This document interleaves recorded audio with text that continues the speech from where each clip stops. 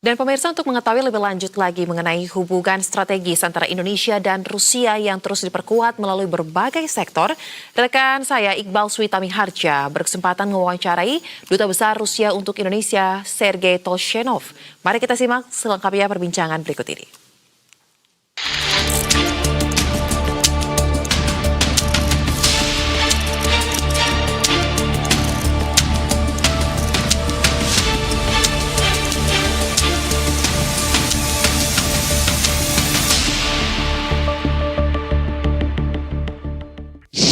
New Year, new challenges. Universe Media Group with multi-platform media from BTV, Beritasatu, Investor Daily, and Jakarta Globe is ready to bring stronger commitment of coverage and news.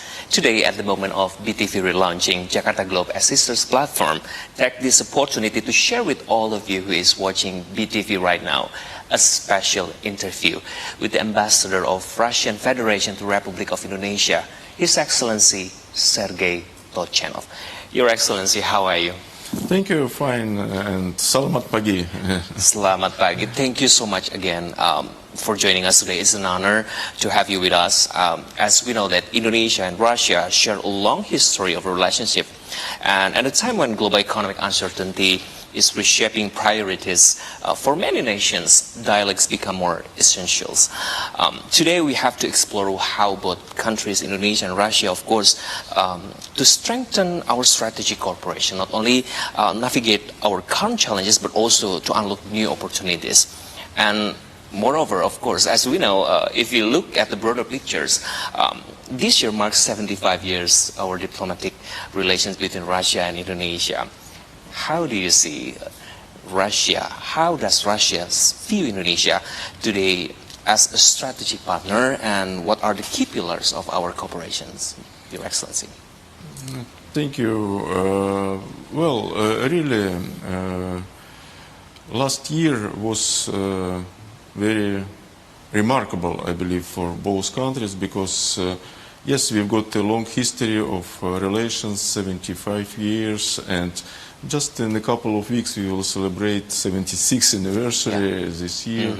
But for the first time in our bilateral relations we managed to bring it to the level of strategic partnership, and this was discussed and adopted by two presidents last June in St. Petersburg. And this means that our bilateral relations have a very large scope of areas of cooperation, starting from politics and economy, military technical, of course, and a lot of humanitarian issues like culture, education, tourism, and so on. From Russia's perspective, how has Indonesia's strategic importance evolved over the past decade? Well, since the very beginning, I believe we understand that Indonesia is a great nation, and when in 1945 Indonesia declared its independence, even at that time we do not have bilateral diplomatic relations, but Russia tried to support the desire of the Indonesian nations for sovereignty, for independence and self-reliance, and we support it in the framework of United Nations. And since then, it doesn't matter what period we have in our own country, sometimes internal difficulties, internal challenges, but we managed to keep good relations with every government, every president of your country. And I can mention that Prabowo Subianto is the president number 8, and most of his predecessors, I believe 5 or 6 of them, visited my country, starting from Sukarno and Suharto and Ibu Mega and Pak SBY, Pak Widodo. So it means that we managed to keep political dialogue, exchange views at any time, support each other, and anytime we had a very similar and close position regarding many global issues, international and regional challenges, And we also every time look for the prospects to promote bilateral cooperation for the benefit of our two nations.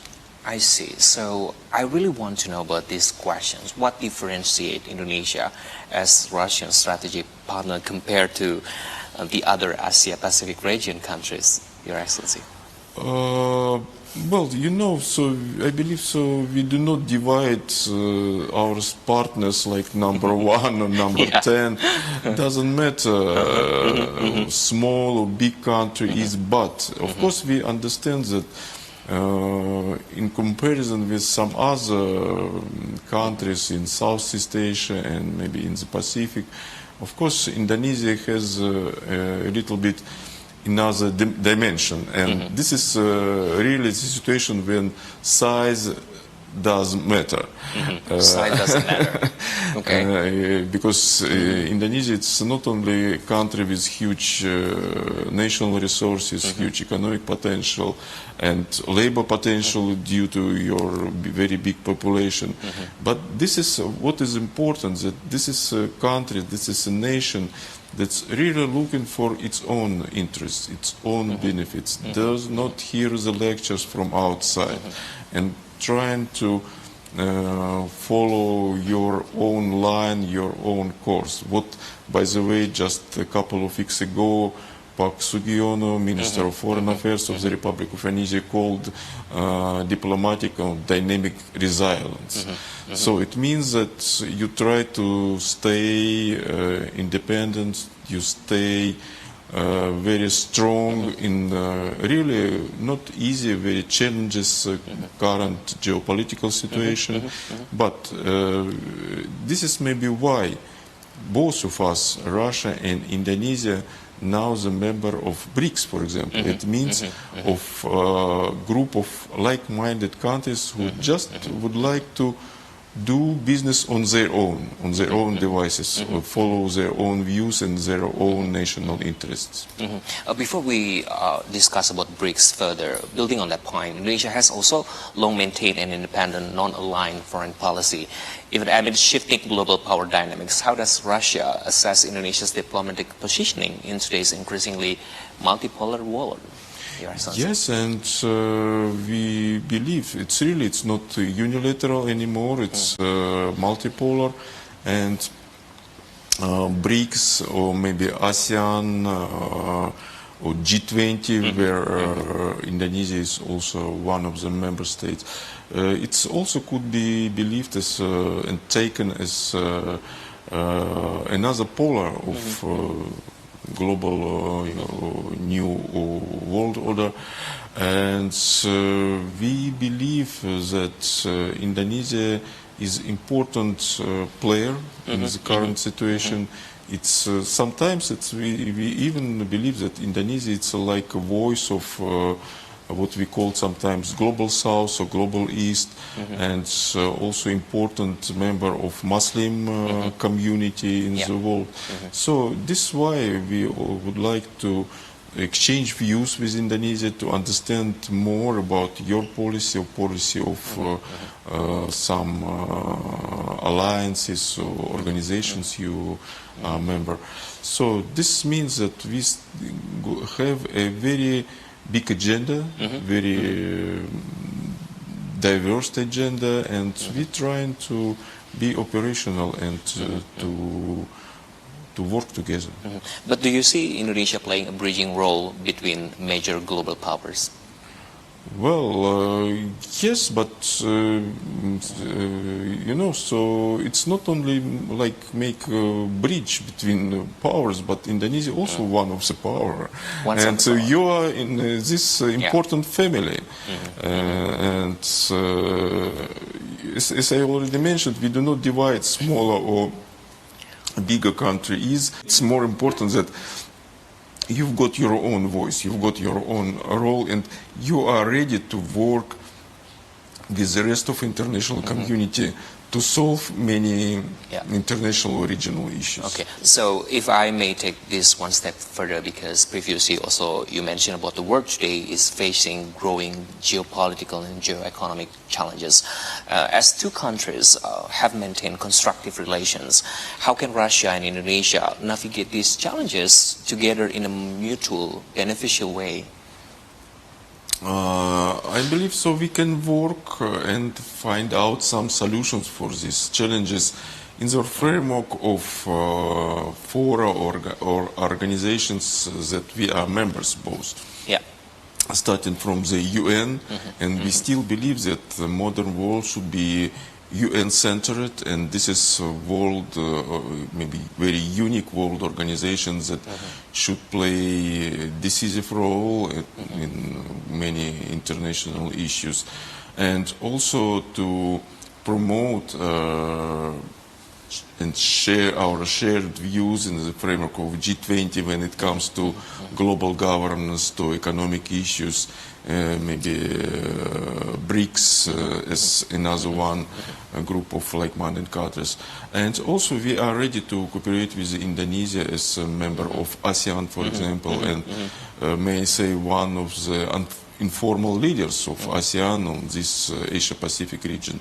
So we have a lot of things to do, and also I hope that even promoting our bilateral cooperation in many fields, we can ensure energy and food security not only for our nations, but for the rest of the world. Your Excellency, how do you see and how important is economic cooperation in insulating bilateral relations from global tensions? And of course, we need to have like lessons from the past global crisis, right? That still apply today, or how do you see that?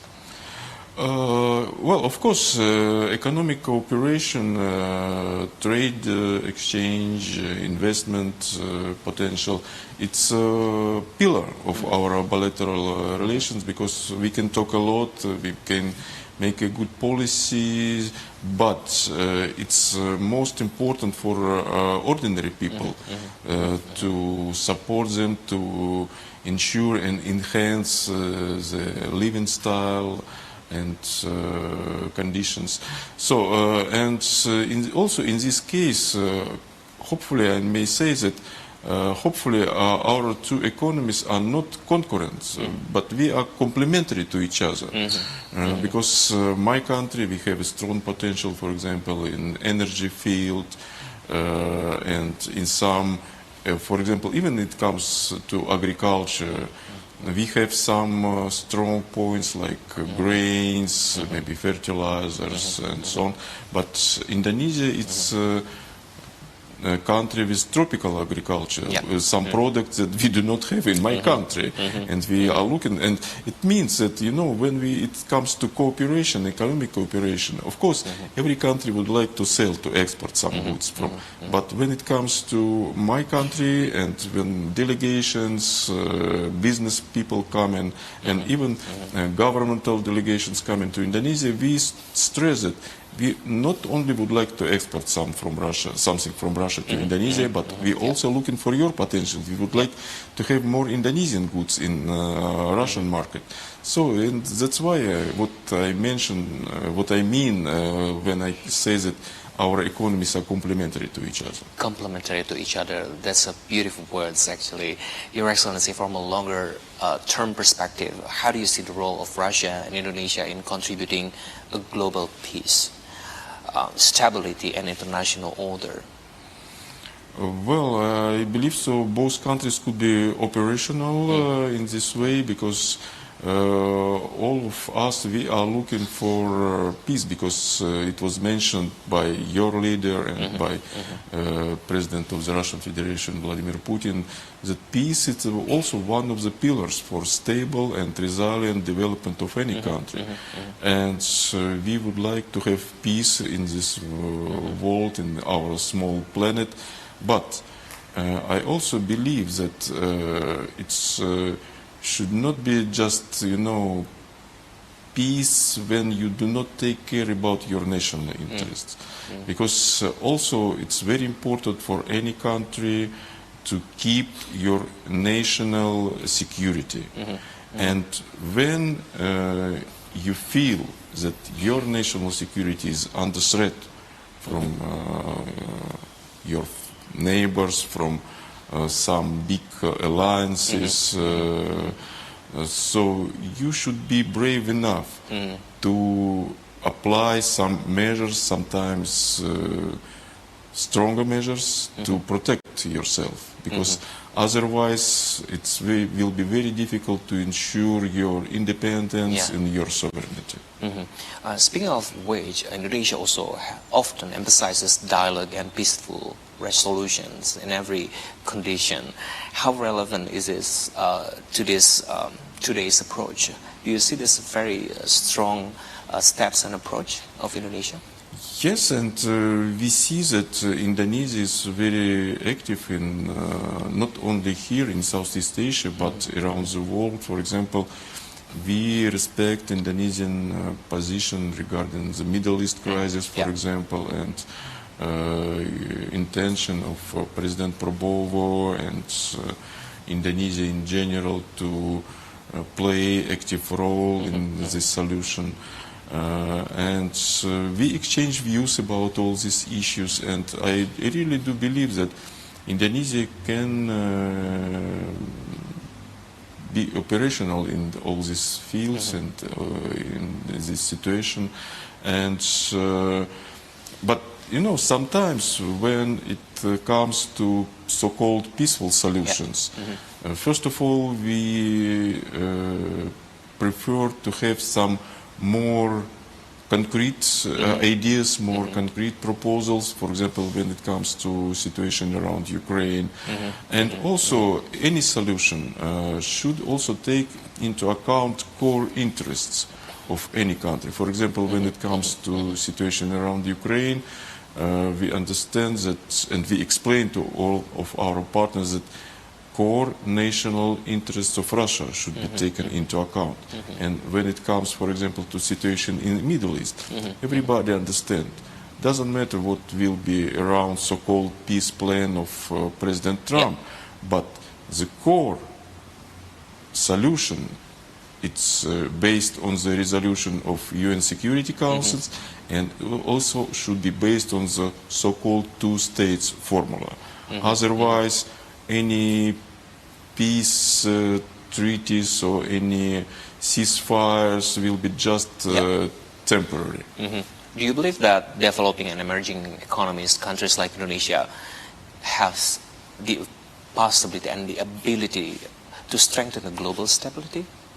Yes, of course. I believe that because it's emerging economies, it's emerging markets. It means that this is may I say young countries with a big potential and with a desire not only to look in the local market and not only look for your national productivity, but also really ready to contribute to the rest of the world. And I see that Indonesian business, Indonesian government is very active not only here in Southeast Asia, but in quite many regions, in Africa, in Latin America, in what we call sometimes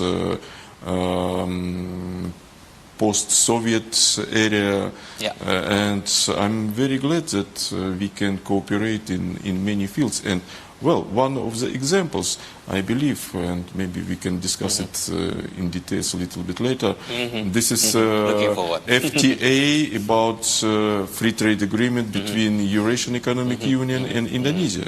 So this is a very important step, and this is also reliable to your general policy for more dynamic, more promising trade and liberal conditions. I know that Indonesia have signed such or similar agreements with many other countries in Latin America, in North America, in Europe, and Eurasian Economic Union is just one of the examples. And we are ready to be one of the important partners of Indonesia. Okay, let me shift the focus slightly to global energy dynamics, Your Excellency, particularly recent developments in Venezuela that have attracted international attention, of course. How does Russia see the possible impact of these developments on global partnership, especially regarding control over oil reserves and implications for global oil supplies and prices? I think, of course, it will have a negative impact on prices in the oil market in general. And, of course, we do not, we object it because Venezuela, it's a sovereign state, and no one should, steal and make a hostage of the president of this sovereign country and decide what to do with national resources of sovereign country. We try to explain it and to formulate a general position not only of Russia but of our like-minded partners. And but you know, so this is also important sign, I believe, to any country. Guys, you should be brave enough to protect your national resources and to maybe strengthen your defense capabilities.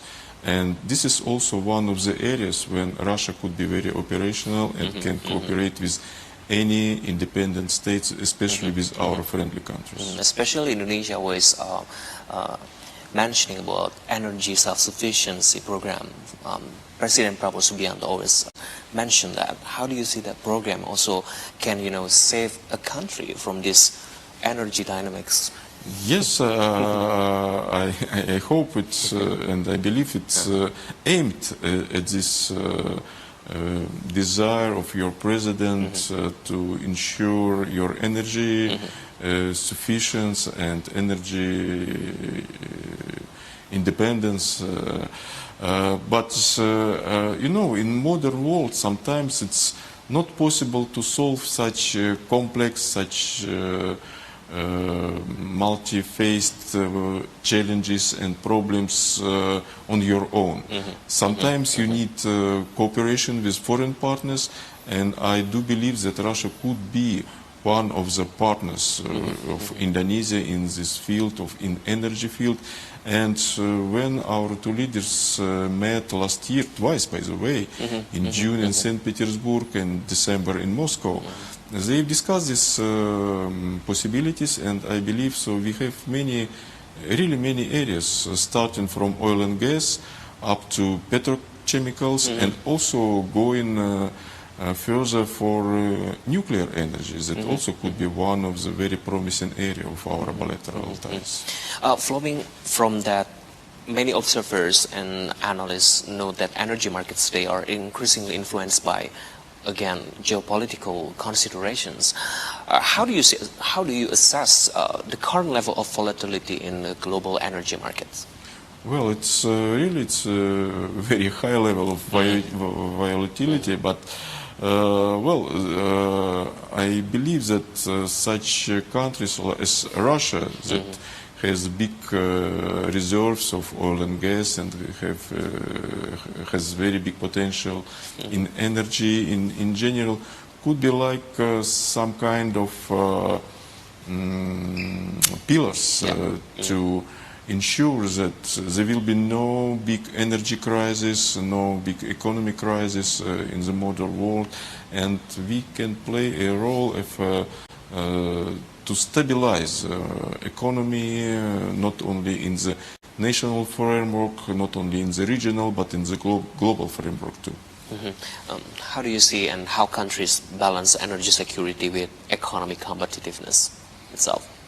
Well, of course, it's important because, so even in my country, which is, as I already mentioned, has huge resources and big potential in oil and gas.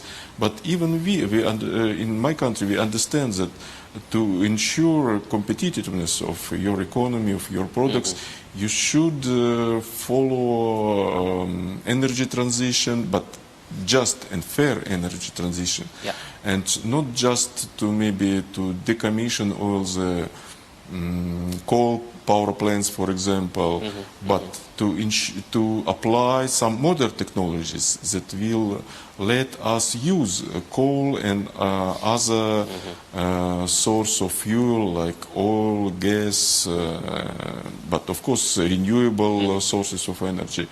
But altogether, not to select something and not every country also should be ensured that those modern technologies that some developed countries propose, they could be used. They should be also kind of technological sovereignty and possibility to every country to share and use these outcomes of modern technological development.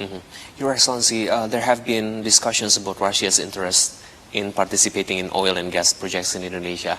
How serious is this interest, and what forms of cooperations are currently being explored between these two countries' stakeholders? Well, I hope that it could be important area of our bilateral cooperation, and just today, hopefully I can say that I was busy with one Russian delegation that has been headed by a CEO of one of the biggest Russian oil and gas company who has come to Indonesia to look for possibilities cooperation, and some other companies are looking for this market. And I have heard from Indonesian partners, from Indonesian oil and gas companies, that they would like to have cooperation with Russia. So now I believe my task of Russian Trade Office here in Jakarta and maybe KBRI in Moscow, just to ensure and to facilitate contacts and establish direct ties between companies, between business of two countries, and facilitate possible areas of cooperation, projects of cooperation. I'm always try to be optimistic, and I believe so. Maybe in the near future there will be really good projects and important projects in this Meaning field. Indonesia is very attractive for Russian energy companies. And how does Russia approach local content and technology sharing in overseas project, for example? Yes, we are ready to share technologies. Of course, we should protect our intellectual rights, but anyway, so we understand that in the modern world it's not possible just to sell products, and when it comes to bilateral cooperations, we also need to go to manufacturing, to what is called in Indonesia hilirisasi, and hopefully my country, we have also big technological potential, and we are ready to share it with our friends and friendly countries. This is one of the topics in our bilateral agenda, and I hope that through some not only private companies but also state companies and state organizations, we can deepen our cooperation in this field of science, technology, and education also. Do you see the regulatory certainty in Indonesia is very important also for long-term energy investment from your country to here? Yeah. How do you see that? Well, it's not easy, and of course we understand that it will be not easy path. It takes time, but we are ready. We are ready to start this process, and we hope that with helping hand of our Indonesian partners, we will manage to solve all these, well, let me say sometimes bureaucratic issues, but every country has its national regulatory, but it's not a barrier. It's just maybe a challenge that we can overcome. Okay, so next move to the economic cooperations and organizations, Your Excellency. Russia is one of the Indonesia's key trading partners in Central and Eastern Europe, right? And also serves as an important gateway to the Eurasian Economic Union. With bilateral trade reportedly increasing by around 17%, how do you see this outlook for Russia-Indonesia trade relations towards 2026, and which sector hold the strongest potential?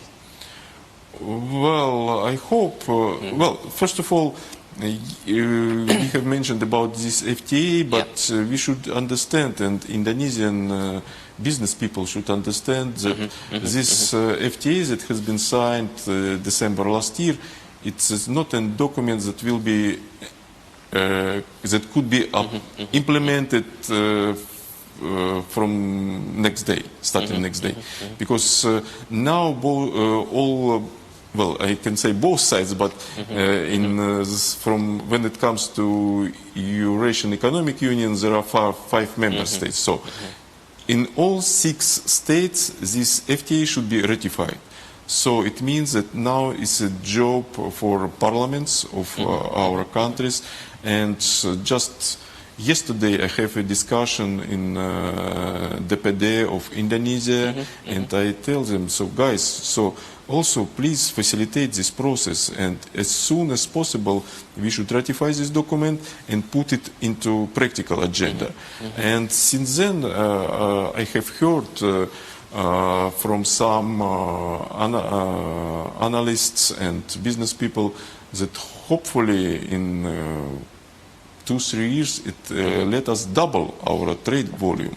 So, and this will be a very good prospect, because 90% of goods from Indonesia and from Eurasian countries will be free of any tariffs. So tariffs will be zero. It's not like, let's not mention, but some other countries who applied high tariffs for you and promote, ask you to sign a tariff deal. But we try to liberalize our bilateral trade, and I hope that it will help us to promote our bilateral ties. Your Excellency, of course, the goals is a long-term relationship and sustainability. How can both countries further diversify trade and reduce over-reliance on a narrow range of commodities? Yes, of course, this is maybe one of our tasks and challenges, because, well, I'm not only diplomat and ambassador, but I'm also a consumer. And when I'm going to local markets, I didn't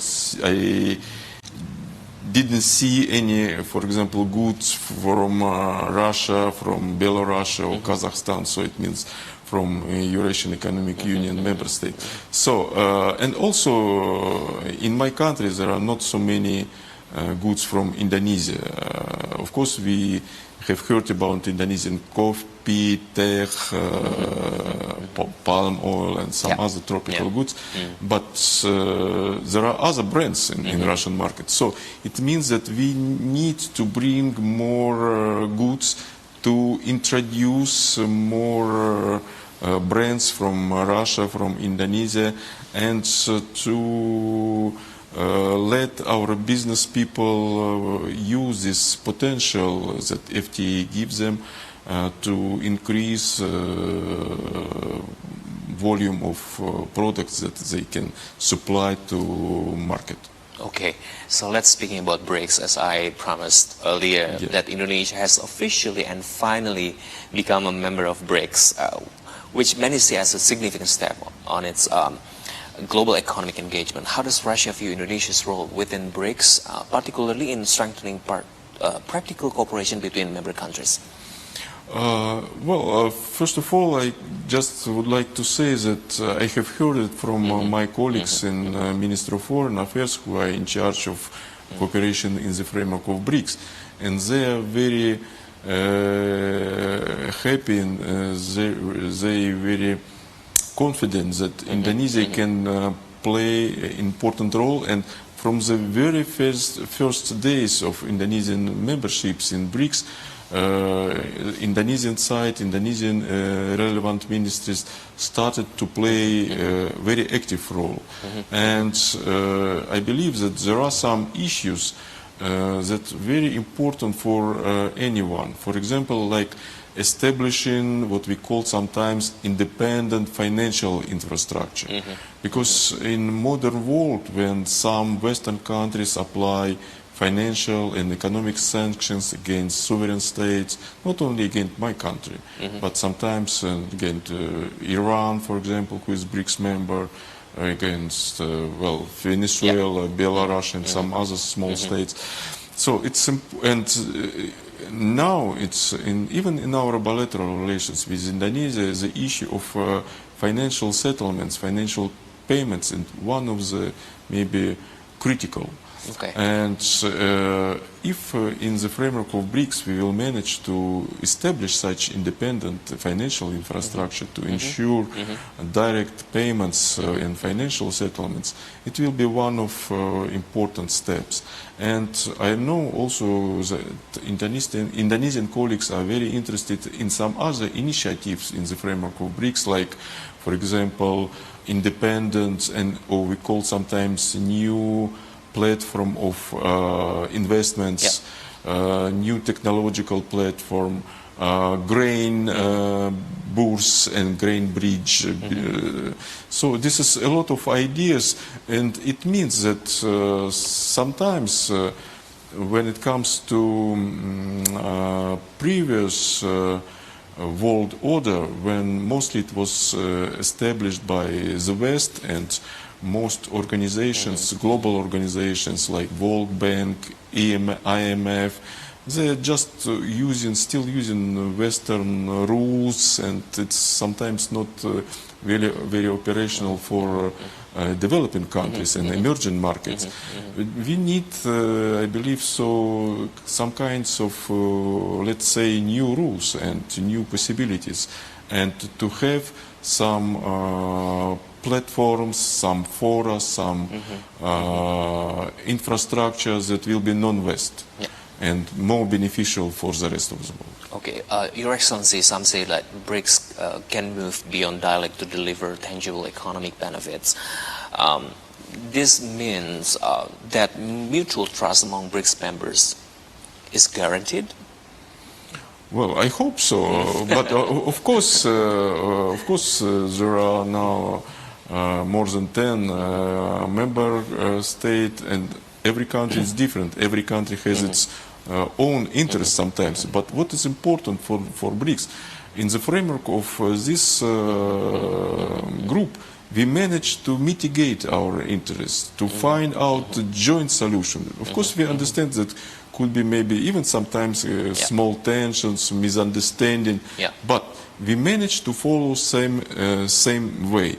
And this is the way that respect our national interests.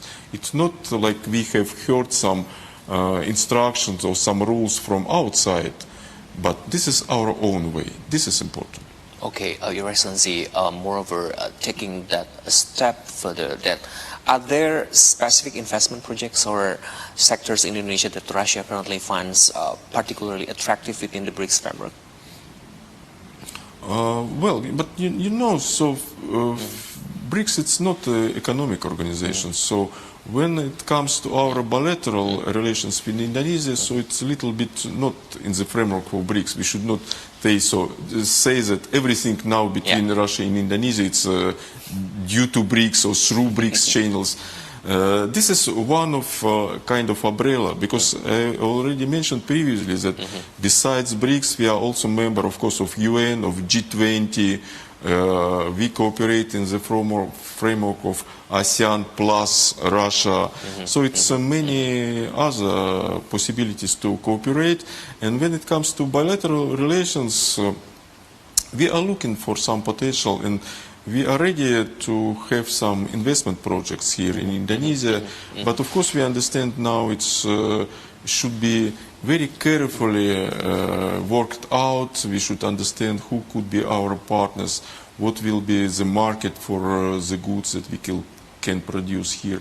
But I can say, and unfortunately, well, due to this geopolitical situation, I don't want to mention specific companies, because sometimes after this our Western frenemies start to tell to Indonesian colleagues you should not to cooperate with Russia, with some specific Russian companies, but our companies are here, they are looking for possibilities, and when we will really have some good projects and we will start something practical, we will of course announce it. But in quite many areas, starting from oil and gas, mining, manufacturing, we are looking for some potentials. Okay, Your Excellency, I've been curious that what factors do Russian investors prioritize when entering new markets?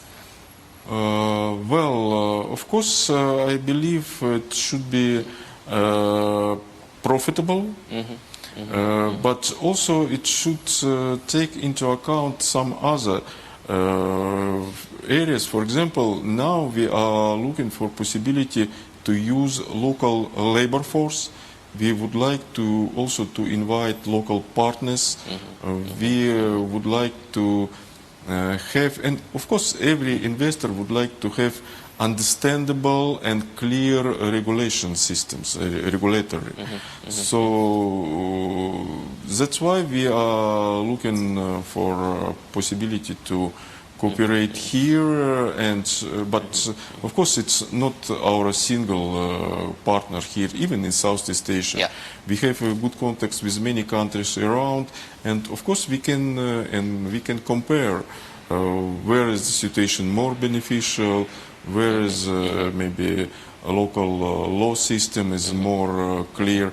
But I think that one of the strong points for Indonesia, this is a very huge local market with more than 280 million of your populations. So it, of course, for every company it will be very promising market to sell goods, to bring your products to such a huge market. Okay, Your Excellency, you earlier mentioned about nuclear energy.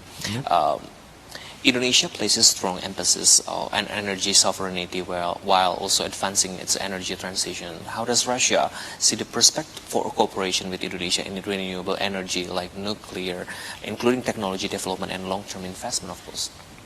I believe so. It could be also one of the interesting and important area of bilateral cooperation, because yes, in my country, for example, we believe that nuclear as energy, as for example gas and also renewable energy, it's still green. Everything is green, and we believe that here in Indonesia, if really Indonesia would like to follow this energy transition, nuclear could be one of the solutions, because it's green, it's a long-term solution, it's just not for 1 or 2 years, like even oil and gas reserves, they are not for 100 years. It's already expiring, and I know that even here in Indonesia quite many wells are very idle, very old. But it's a new technology, it's promising technology, it's and this is could be very useful here in Indonesia. And what is important from my side, from the Russian Federation, our state corporation for nuclear energy called Rosatom, it's a player #1 in the world that has all the technological competences, and we provide to our friends abroad, to our partners in foreign countries, proven technologies. It means that those technologies that we already use in our own country, that we use in several countries here, for example, in Asia, in China, India, Bangladesh, Turkey, Egypt, Iran, so quite many. And it's not something only blueprints of technologies that has never been used anywhere. So this is solutions that we are ready to share. And I really believe that it could be profitable for Indonesia, because it's maybe also one of the challenges for your country with so many islands, when you need to make a kind of energy bridge from one island to another. In some islands you have oversupply of energy, in some it's still lack of energy. So, and with our possibilities, not with big NPPs, it maybe could be a big challenge, but with small modular reactors and floating NPP, we can bring some really practical solutions to Indonesia. Okay, so a key concern for many developing economies, including Indonesia, is balancing energy transition with economic growth. From Russia's experience, should energy transition pathways differ between developed country and developing country, or how is it? Maybe not, but you know. So I believe that I already mentioned this.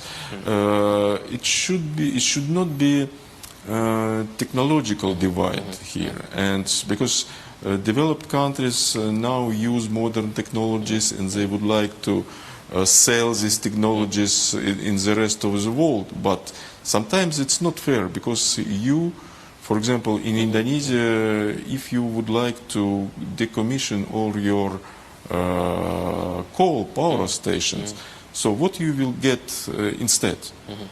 So are you sure that those technologies that the West would like to provide to you, using sun, wind, sea, it's enough? That it will be economically beneficial for your country. And in this situation, I believe so every country should very clearly understand, is it this transitional path, it's really beneficial, and how it will be balanced with the goal of economic growth. Because, well, you should not stagnate. And I'm really appreciate the plans of your government, of President Prabowo, to increase your economic growth up to 8% maybe in the near future, or more than 5% next year. Good numbers, but it should be it should have a very strong basis, and including energy basis. Including energy basis, but as the basis, the strong basis, how does Russia view the prospect for energy cooperation with Indonesia, but also in another way, nuclear technology evolve in terms of safety and efficiency? How do you see that? Well,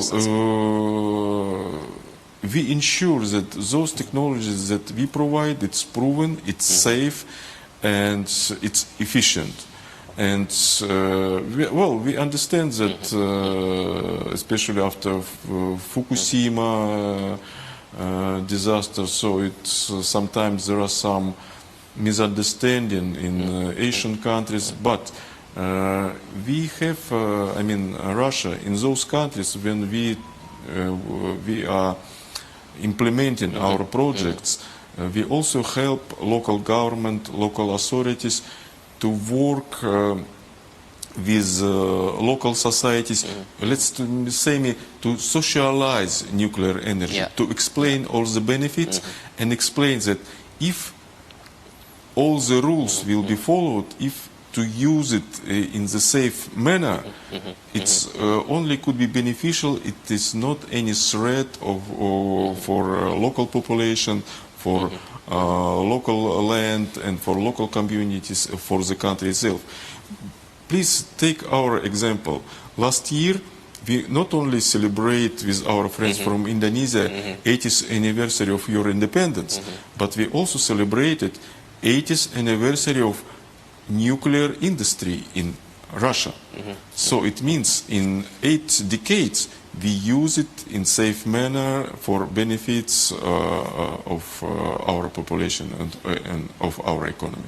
So meaning in the near future there will be technology transfer, human resource development, and capacity building that Russia could offer to support Indonesian scientists and experts in this term? Yes, sure, and we already share technologies. We propose cooperate not only in bringing our technologies for nuclear for energy, but also nuclear for medicine, for example, nuclear for food and agriculture, and we're ready to cooperate with BRIN. It's your agency for new technologies and research in nuclear field, because there are some small research reactors, and there could be a lot of possibilities to engage in bilateral cooperation in the field of nuclear for peaceful life here in Indonesia. And also we are ready to cooperate in the field of capacity building. Already for 2 years we provide separate scholarships for Indonesia for those who would like to study nuclear science in Russia. So we are operational here.